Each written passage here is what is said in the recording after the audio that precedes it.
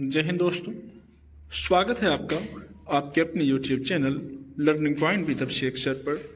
दोस्तों, अगर आप चैनल पर नए हैं तो चैनल को सब्सक्राइब कर लीजिए और बेल आइकन प्रेस कीजिए ताकि आप डेली डिक्टेशन पा सकें। दोस्तों, आप सबके लिए Uttarakhand APS, UK SSSC, UP SSSC, RSM SSB और इलाहाबाद हाई कोर्ट के लिए स्पेशल पेड बैचेज चलाए जा रहे हैं। तो अगर आप भी कोई भी पेड बैच ज्वाइन करना चाहते हैं तो आप इस नंबर पर संपर्क कर सकते हैं 7393976701। आप हमें इस नंबर पर व्हाट्सएप या टेलीग्राम पर मैसेज कर सकते हैं और बैच की इन्फॉर्मेशन ले सकते हैं। आपकी डिक्टेशन शुरू होगी 5 सेकंड बाद।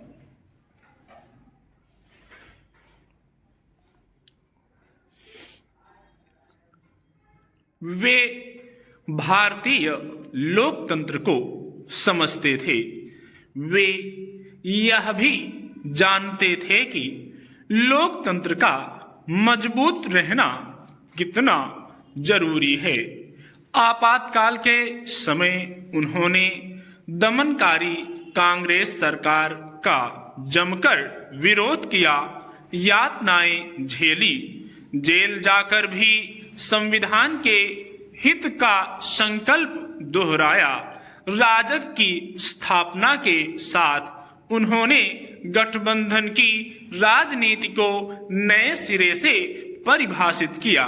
वे अनेक दलों को साथ लाए और राजग को विकास, देश की प्रगति और क्षेत्रीय आकांक्षाओं का प्रतिनिधि बनाया।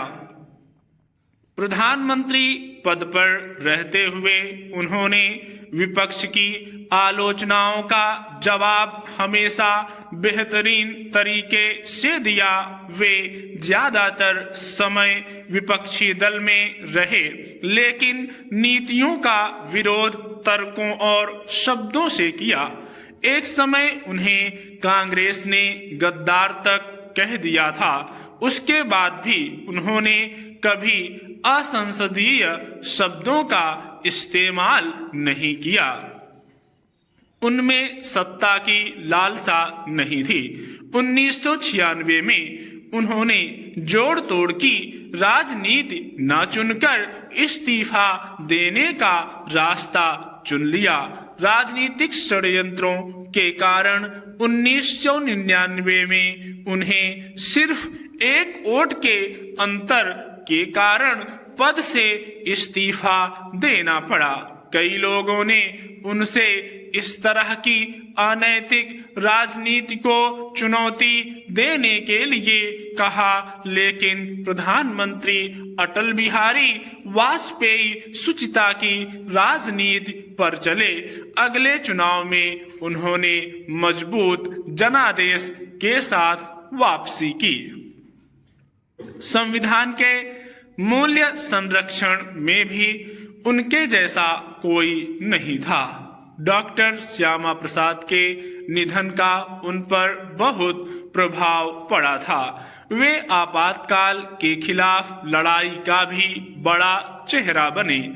आपातकाल के बाद 1977 के चुनाव से पहले उन्होंने जनसंघ के जनता पार्टी में विलय पर भी सहमति जता दी। मैं जानता हूं कि यह निर्णय सहज नहीं रहा होगा, लेकिन वाजपेयी जी के लिए हर राष्ट्रभक्त कार्यकर्ता की तरह दल से बड़ा देश, संगठन से बड़ा संविधान था। हम सब जानते हैं अटल जी को भारतीय संस्कृति से भी बहुत लगाव था। भारत के विदेश मंत्री बनने के बाद जब संयुक्त राष्ट्र में भाषण देने का अवसर आया तो उन्होंने अपनी हिंदी से पूरे देश को खुद से जोड़ा।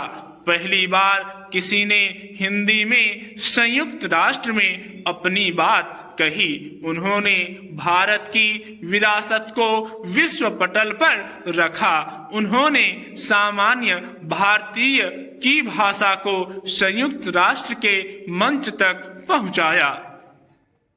राजनीतिक जीवन में होने के बाद भी वे साहित्य और अभिव्यक्ति से जुड़े रहे। वे एक ऐसे कवि और लेखक थे जिनके शब्द हर विपरीत स्थिति में व्यक्ति को आशा और नव सृजन की प्रेरणा देते थे। वे हर उम्र के भारतीय के प्रिय थे, हर वर्ग के अपने थे। मेरे जैसे भारतीय जनता पार्टी के असंख्य कार्यकर्ताओं को उनसे सीखने का, उनके साथ काम करने का, उनसे संवाद करने का अवसर मिला। अगर आज भाजपा दुनिया की सबसे बड़ी पार्टी है तो इसका श्रेय उस अटल आधार को है जिस पर यह दृढ़ संगठन खड़ा है। स्टॉप।